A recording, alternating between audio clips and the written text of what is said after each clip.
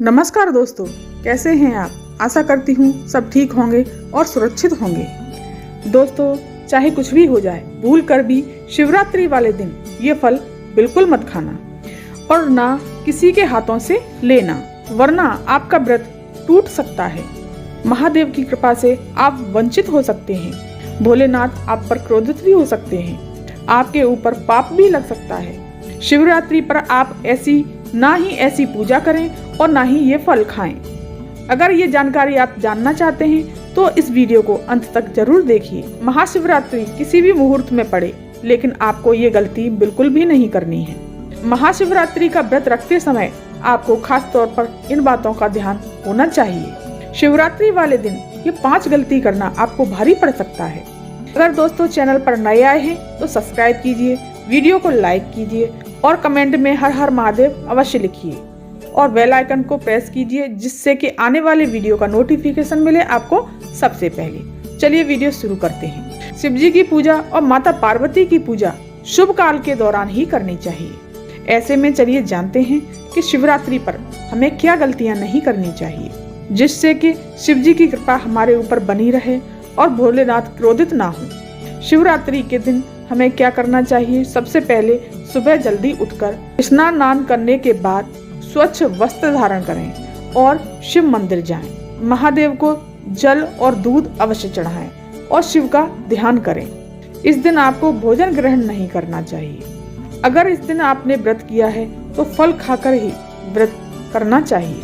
हो सके तो पूरा दिन फल खाएं, दूसरे दिन व्रत छोड़ें। अगर आप किसी वजह से परेशान हैं, उस वजह से आपका व्रत नहीं हो पा रहा, तो एक समय आप भोजन ग्रहण कर सकते हैं। दोस्तों, इस व्रत को सच्चे मन से मानने वाला व्रती शिव भगवान को बहुत ही प्रिय होता है। दोस्तों, चलिए अब बात करते हैं कि महाशिवरात्रि के पर्व पर हमें क्या गलती नहीं करनी चाहिए, जिससे शिव जी क्रोधित न हो। चाहे कुछ भी हो जाए, महाशिवरात्रि के दिन मांस मदिरा का सेवन गलती से भी नहीं करना चाहिए। महाशिवरात्रि के दिन देर तक कभी न सोएं, इससे आपका भाग्य बिगड़ सकता है। शिव जी नाराज हो सकते हैं। शिवरात्रि के दिन दाल चावल या गेहूं से बना पकवान नहीं खाना चाहिए। इस दिन आप फल, दूध, चाय ऐसी चीजें ले सकते हैं। अगर आप शिव जी को प्रसन्न करना चाहते हैं तो काले कपड़े भूलकर भी न पहने। इस दिन जितना ज्यादा हो सके भगवा रंग या लाल रंग का कपड़ा ही पहने। ये शुभ और मंगलकारी भी माना जाएगा। इस दिन पति पत्नी शारीरिक संबंध भी भूलकर भी नहीं बनाना चाहिए, अन्यथा शिव के क्रोध का सामना आपको करना पड़ेगा। इस दिन जितना ज्यादा हो सके दान पुण्य धर्म करना चाहिए। शिव जी को आपको अगर करना है खुश, तो आप ये गांठ बांध लें, पावन अवसर पर शिवलिंग पर भूलकर भी ये चीज बिल्कुल मत चढ़ाना, नहीं तो आपको परेशानी झेलनी पड़ सकती है। आपका व्रत टूट सकता है।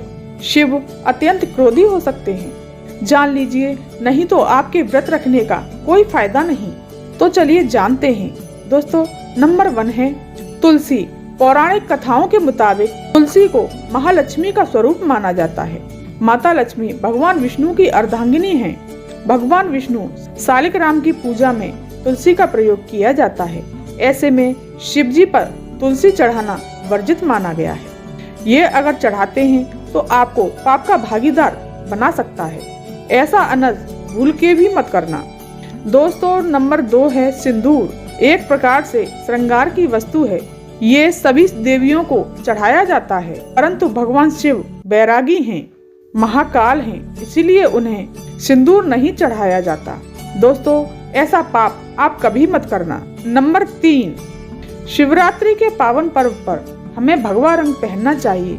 शिव भोलेनाथ होते हैं हम पर अति प्रसन्न। उस दिन काले कपड़े पहनने से हमें बचना चाहिए और मंदिर में काले वस्त्र पहनकर कभी प्रवेश नहीं करना चाहिए। दोस्तों, नंबर 4 है हल्दी। दोस्तों, हल्दी का प्रयोग सभी देवी देवताओं की पूजा में किया जाता है। दोस्तों, कुछ लोगों का मानना है कि विनाश के देवता शिव को हल्दी अर्पित नहीं करनी चाहिए, क्योंकि हल्दी सौभाग्य का प्रतीक मानी गई है। दोस्तों, नंबर 4 है केतकी के फूल। पौराणिक कथाओं के अनुसार केतकी के फूल भी शिवलिंग पर नहीं चढ़ाने चाहिए, क्योंकि केतकी के फूल ने एक बार भगवान ब्रह्मा के झूठ में उनका साथ दिया था। ये बात जानकर भगवान शिव ने क्रोधित होकर केतकी के फूल को श्राप दे दिया था। दोस्तों नंबर 6 है नारियल पानी। पौराणिक मान्यताओं के अनुसार ऐसा कहा जाता है कि शिवलिंग पर नारियल पानी नहीं चढ़ाना चाहिए, ये शुभ नहीं माना जाता। दोस्तों नंबर 7 है शंख जल। भगवान शिव ने शंखचूर्ण नाम के असुर का वध किया था। शंख को उसी असुर का प्रतीक माना जाता है जो कि भगवान विष्णु का भक्त था, इसलिए भगवान विष्णु की पूजा शंख से होती है। दोस्तों नंबर 8 है तिल। ये भगवान विष्णु के मैल से उत्पन्न हुआ था। दोस्तों नंबर 8 टूटे हुए चावल हमें शिव पर नहीं अर्पित करने चाहिए। शिव को अक्षत यानी कि साबुत चावल ही अर्पित करने चाहिए। अक्षत अर्पित करने के बारे में शास्त्रों में लिखा गया है कि हमें शिव पर साबुत अक्षत ही अर्पित करने चाहिए और टूटे हुए चावल अर्पित नहीं करने चाहिए, क्योंकि टूटे चावल अपूर्ण होते हैं। शिव को हमेशा पूर्ण ही समर्पित किया जाता है। आप ऐसा अनर्थ मत करना कि आप टूटे हुए चावल शिव पर चढ़ा दें। अगर चावल आप चढ़ाने जा रहे हैं तो ये देख लेना कि कहीं कोई टूटा हुआ चावल तो नहीं है। दोस्तों अब जानते हैं कि शिव पर क्या चढ़ाने से भोलेनाथ अति प्रसन्न होते हैं। नंबर 1 है गंगा जल।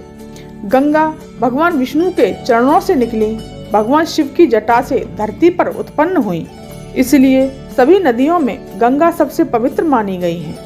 इसलिए शिव पर गंगा जल अर्पित करना चाहिए। इससे मानसिक शांति मिलती है और सुख की प्राप्ति होती है। दोस्तों नंबर 2 है गन्ने का रस। गन्ना जीवन में मिठास और सुख का प्रतीक माना जाता है। शास्त्रों में इसे बहुत ही पवित्र माना गया है। प्रेम के देवता कामदेव का धनुष गन्ने से ही बना है। देवउठनी एकादशी के दिन गन्ने का घर बनाकर, गन्ने की छत्र छाया बनाकर भगवान विष्णु और तुलसी की पूजा की जाती है। छठ पर्व में भी छठी मैया के लिए गन्ने का घर बनाया जाता है।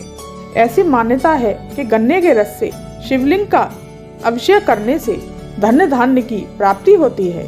दोस्तों नंबर 3 है 3 पत्तों वाला बेलपत्र। 3 पत्तों वाला बेलपत्र जो कटा फटा ना हो, जो कि भगवान शिव को चढ़ाएं। 3 पत्तों वाला बेलपत्र जो कि भगवान विष्णु, ब्रह्मा और महेश का प्रतीक है। महाशिवरात्रि के पर्व पर बेलपत्र अर्पित करने से शिवलोक की प्राप्ति होती है, ऐसा पुराणों में बताया गया है। दोस्तों नंबर 4 धतूरे का फूल। धतूरे के फल के समान धतूरे का फूल भी भगवान शिव को बहुत ही प्रिय है। इसका कारण ये है कि ये सफेद होता है और औषधीय गुणकारी होता है। मानसिक शांति के लिए धतूरे के पुष्प को शिवलिंग पर अर्पित करें। दोस्तों नंबर 5 चांदी के नाग नागिन का जोड़ा। ग्रहों के अशुभ प्रभाव के कारण सुख शांति की कमी और आर्थिक परेशानियों को दूर करने के लिए महाशिवरात्रि के अवसर पर भगवान शिव को इससे काल सर्प दोष और नाग दोष भी दूर होता है। दोस्तों नंबर 7 धतूरा। भांग की तरह धतूरा भी एक जड़ी बूटी है। भगवान शिव के सिर पर चढ़े विष के प्रभाव को दूर करने के लिए धतूरे का प्रयोग भी किया गया था, इसलिए शिव जी को धतूरा भी प्रिय है। महाशिवरात्रि के अवसर पर शिवलिंग पर धतूरा अवश्य अर्पित करें। इससे शत्रुओं का भय दूर होता है, साथ ही धन संबंधी मामलों में उन्नति होती है। दोस्तों नंबर 7 है भांग। भगवान शिव ने हलाहल विष का पान किया है। इस विष के उपचार के लिए कई तरह की जड़ी बूटियों का सेवन किया था, इनमें से भांग भी एक है, इसलिए भगवान शिव को भांग बेहद प्रिय है। शिवरात्रि के अवसर पर भांग के पत्ते या भांग को पीसकर दूध या जल में घोलकर भगवान शिव को अर्पित करना चाहिए। शिव का अभिषेक करें तो इससे रोग दोष से मुक्ति मिलती है। अब जानते हैं दोस्तों वो ऐसी क्या चीज है जो हमें महाशिवरात्रि के दिन जरूर खा लेनी चाहिए। महाशिवरात्रि के दिन पूरे साल जमकर पैसा आएगा। जो सबसे खास है, जो सबसे ज्यादा इम्पोर्टेंट चीज है, वो महाशिवरात्रि के दिन हर हाल में खाना है। दोस्तों अगर बेलपत्र का फल मिल जाए आपको तो उसको पहले भोलेनाथ को अर्पित कर दें और फिर उसे आप खा लें। इसको खाने से आपको पूरे साल धन धान्य की कमी नहीं रहेगी, धन की वर्षा होगी और भोलेनाथ की कृपा सदैव आपके पूरे परिवार पर बनी रहेगी। दोस्तों, अगर आपको बेल का फल नहीं मिलता है तो ऐसे में आपको क्या करना चाहिए? जो बेर के फल होते हैं, जो बेर होते हैं, उसे भी भगवान शिव पर अर्पित करने के बाद उसे अवश्य खा लें। इसे खाने से व्रत संपूर्ण सफल हो जाता है। ऐसे में अगर हरा वाला अंगूर होता है उसको भी आप अर्पित कर सकते हैं। अर्पित करने के बाद उसे खा लें। दोस्तों, इस बार शुभ संयोग और राजयोग बनने के कारण इस महाशिवरात्रि को आप इन सब चीजों का सेवन जरूर करना है। दोस्तों, एक और चीज है जो सबसे जरूरी है और सबसे खास है, वो है खीर। इस दिन खीर आप जरूर खा लें।